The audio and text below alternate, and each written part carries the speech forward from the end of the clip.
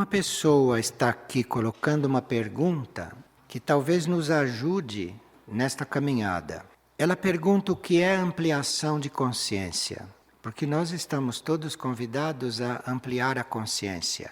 Nossa consciência tem que se ampliar. Não é para ficar limitada naqueles níveis nos quais se colocou. A consciência é para se expandir, a consciência é para se ampliar. Então, como é que nós fazemos esta ampliação? Qual é o exercício para ampliar a consciência? Porque nós sabemos que a consciência vai ampliando, através também do que nos acontece, vai nos trabalhando e a nossa consciência vai se tornando mais ampla. Mas qual é o exercício?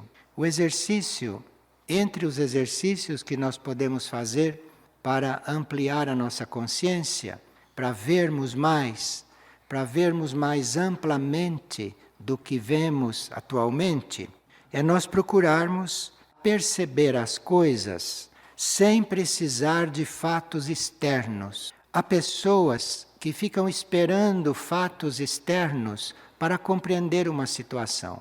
Há pessoas que ficam esperando que uma pessoa se revele, se manifeste para compreendê-la.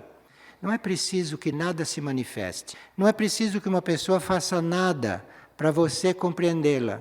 Não é preciso que aconteça uma coisa para você compreender aquela situação.